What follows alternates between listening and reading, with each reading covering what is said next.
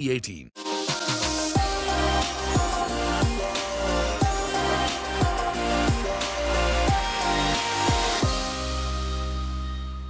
I'd now like to invite Mahesh Makhija, Technology Consulting Leader, EY, to join us on stage to present the idea of India generative AI's potential to catalyze change.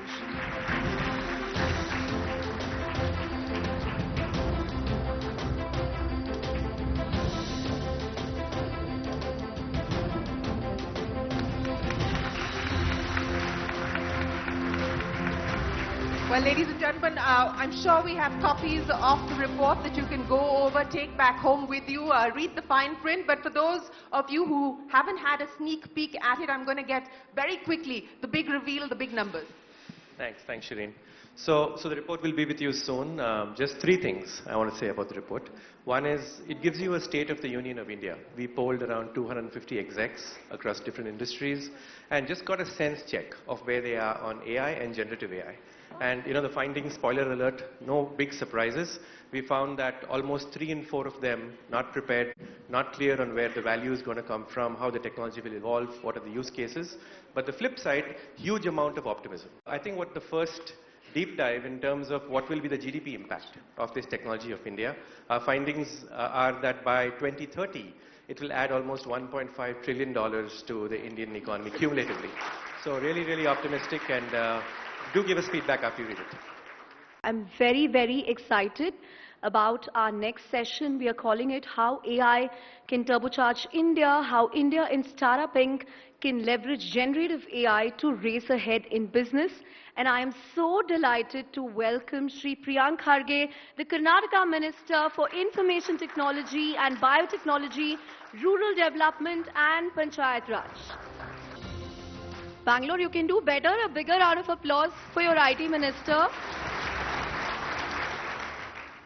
Joining him on the panel, Mahesh Makhija, EY, India Technology Consulting Leader, Dilip Jose, MD and CEO, Manipal Health Enterprises Private Limited, Kevalya Vora, co-founder and CTO, Zepto, Arindam Banerjee, Executive Vice President and Country Head, State Street, India. Priyank, I'm going to start with you, and you are one of the biggest brand ambassadors for everything Karnataka, everything Bengaluru, and we've had a day of a lot of discussions around AI. Bangalore, Delhi would argue, Bangalore is India's startup capital. Does everyone in the room agree? Yes. Do you think Delhi NCR is a startup capital? Okay. But do you think it can be India's AI capital? Let's be very honest. If any innovation that needs to happen in the world today, it's happening right here from Bengaluru. We have matured from being the call center of the world to being one of the leading R&D centers of the world. Out of the top Fortune 500 companies, we have more than 400 of them here. So from a call center of the world, we have moved to R&D.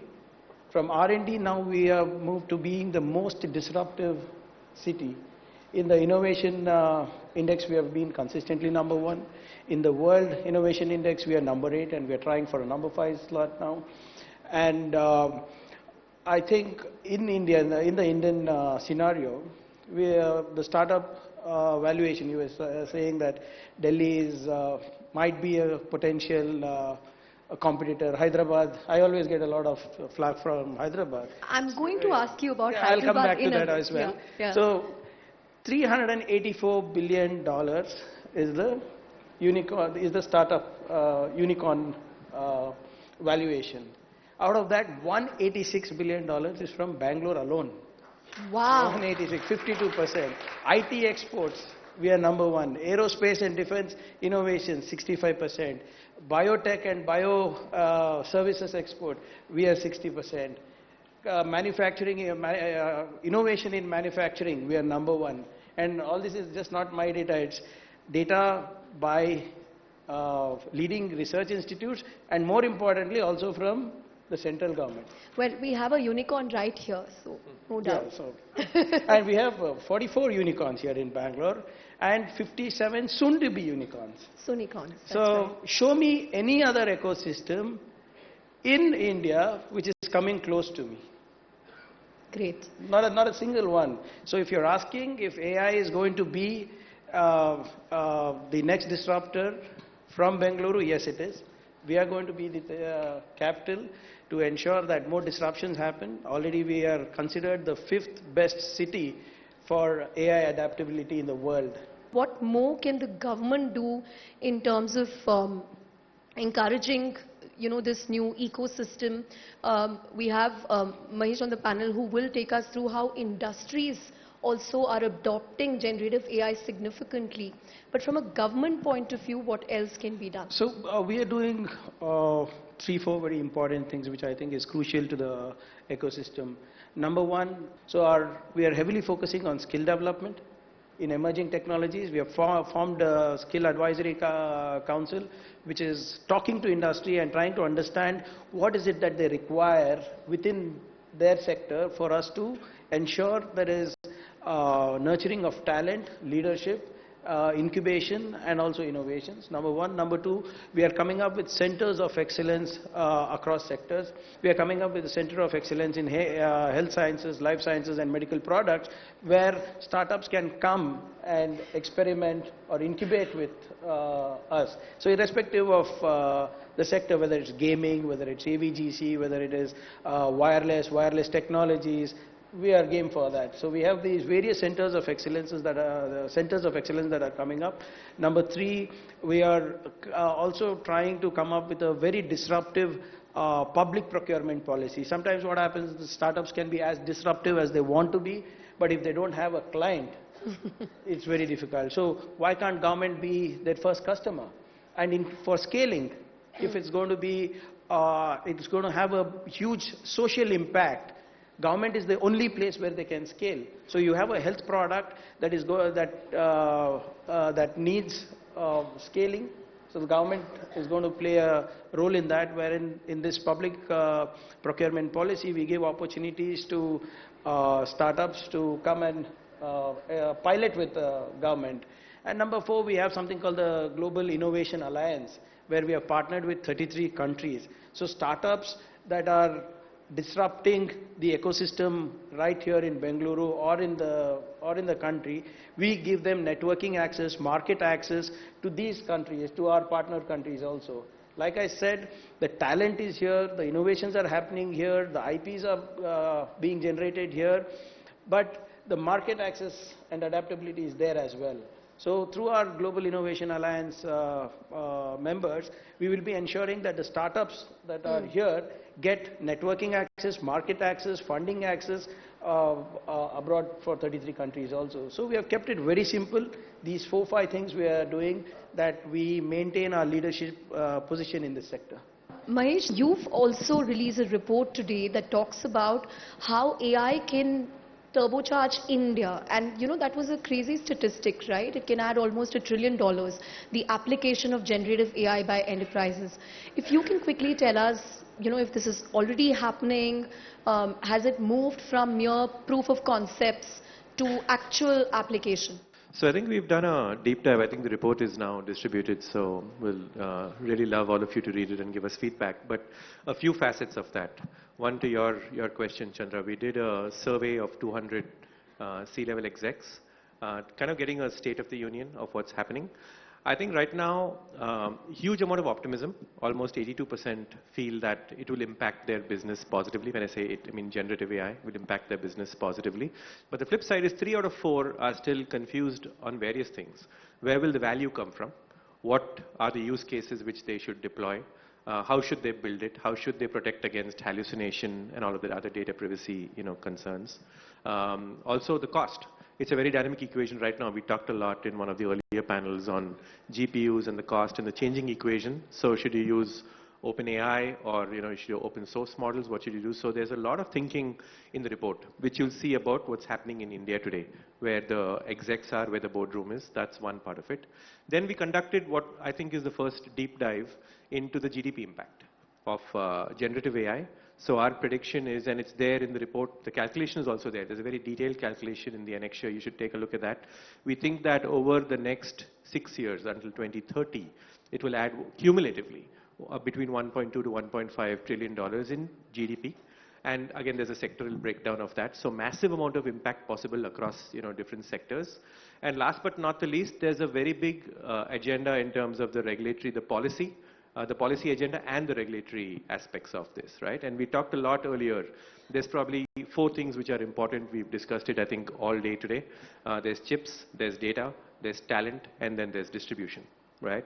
So we talked a lot about chips earlier. I won't go into that. Talent, obviously, even the minister just cited that. That's huge. But data is the one which I think will actually get us ahead. If you go back and think about what happened in some of the early revolutions in AI, it was the ImageNet challenge where you tagged a lot of images collaboratively and then you used CNNs to do it. I think the same thing is going to happen. Now think about in India, if we could have privacy preserved data sets being made available. Right? It could be healthcare, it could be UPI, etc. If you could anonymize those, make those available, and then you train models on that instead of just World Wide Web, you have much better foundation models. Right. So there's a very big aspect, of that as well. So I think those are some of the areas which I believe are in the future. Lots of optimism, and yeah, do read the report and give us your feedback. Great. Dilip, since he said sectoral, I want to ask you about what Manipal hospitals, what are you doing as far as AI and healthcare is concerned? Have you already seen some applications? The conversations, the interaction with patients and their families oftentimes is through conversational AI or chatbots is something that we are already put in place. Right. We actually, we are the first one in India to use wearables to track patients outside of the hospital, Often, let's take an example of a patient who had an angioplasty, an interventional cardiology procedure. He or she needs to, by the 3rd day they are home, but then at home they need to be active, they need to exercise, they need to do stuff. So we, along with, at the time of discharge, we give them a wearable that, which... This is your own wearable device? No, I mean, we have a venture with Google Health. We give a Fitbit, and this is a unique, collaboration that we have with Google Health. We give a Fitbit to them and, they wear it, and we have an app which tracks them. And, we sort of prod them when they have been inactive for a long time, and also maybe give a nudge when they have to take the medication. And what we are finding at the back end, Chandra, is that people who are on wearables and on this tracking is recovering much faster, much painless after a joint replacement surgery, for example.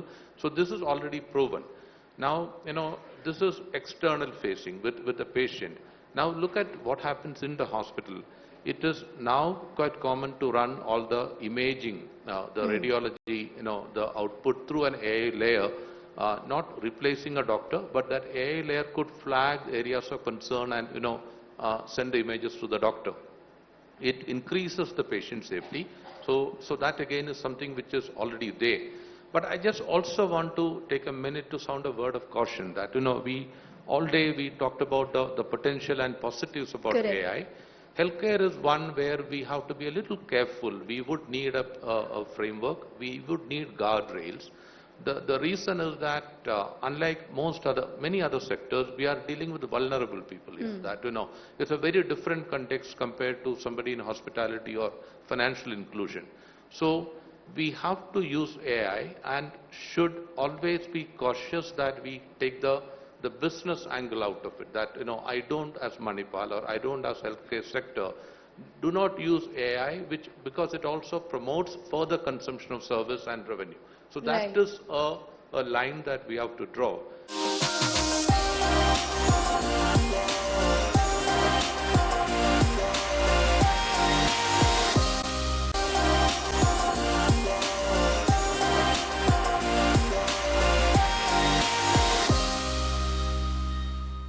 Kevalia, we saw a presentation recently, I think by SoftBank, where they spoke about how Swiggy is already using AI on their app.